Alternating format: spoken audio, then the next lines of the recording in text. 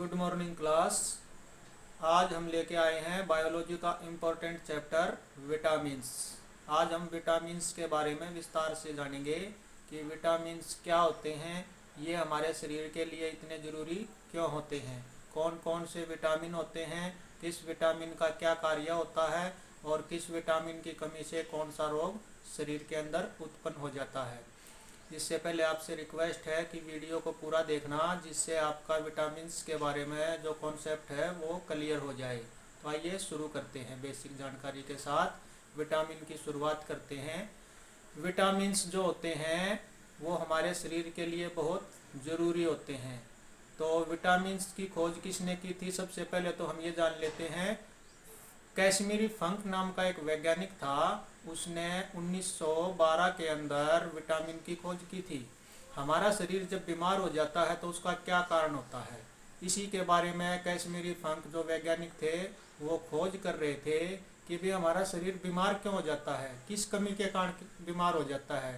तो उसने उसके ऊपर खोज की और 1912 में उसने पता लगाया कि हमारे शरीर में कुछ तत्व होते हैं जिनकी कमी के कारण हमारा शरीर बीमार हो जाता है। उसने उन तत्वों को विटामिन्स का नाम दिया। तो जो ये विटामिन्स होते हैं ये वास्तव में कार्बन के बने हुए यौगिक होते हैं, जो हमारे शरीर के लिए बहुत ही कम मात्रा में जरूरी होते हैं, लेकिन इनकी आवश्यकता हमारे शरीर को लगातार पड़ती रहती है। तो जो विटामिन होते हैं वो दो प्रकार के होते हैं।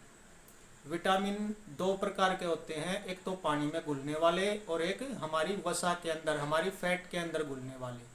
पानी के अंदर जो घुल सकते हैं, वाटर सोल्यूबल जो विटामिन्स होते हैं वो विटामिन बी और विटामिन सी होते हैं। इसके अलावा जो फैट सोल्यूबल विटामिन होते हैं, जैसे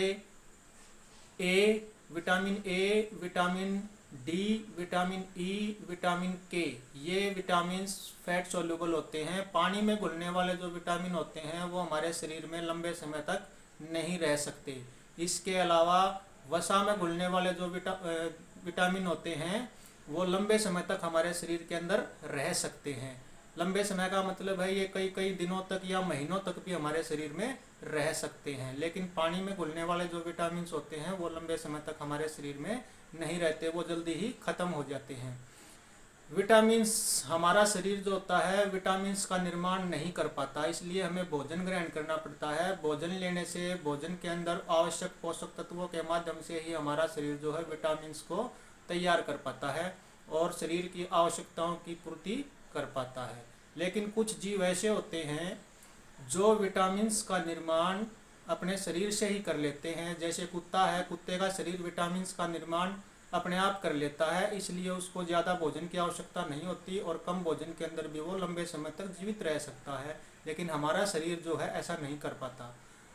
ऐसा ना करने के कारण हमें संतुलित आहार लेना पड़ता है, बैलेंस्ड डाइट लेनी पड़ती है, जिसके अंदर कार्बोहाइड्रेट्स, वसा, प्रोटीन, खनिज लवण, ये सभी तत्व जो है उचित मात्रा में विद्यमान हो।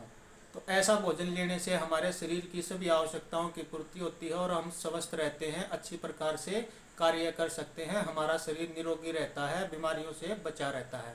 तो आइए शुरू करते हैं कॉन्सेप्ट को कि हम किस प्रकार से कौन कौन से विटामिन होते हैं। हमारे शरीर के लिए लगभग 13 प्रकार के विटामिनों की आवश्यकता होती है, जो शरीर के सभी कार्यों को करने के लिए ज़रूरी होते हैं। तो आइए हम चलते हैं कॉन्सेप्ट की तरफ, जिससे हम पढ़ेंगे कि वो 13 प्रकार के विटामिन कौन कौन से होते हैं, उनकी हमारे शरीर को किस प्रकार आवश्यकता होती है, उनकी कमी के कारण कौन से रोग हो जाते हैं।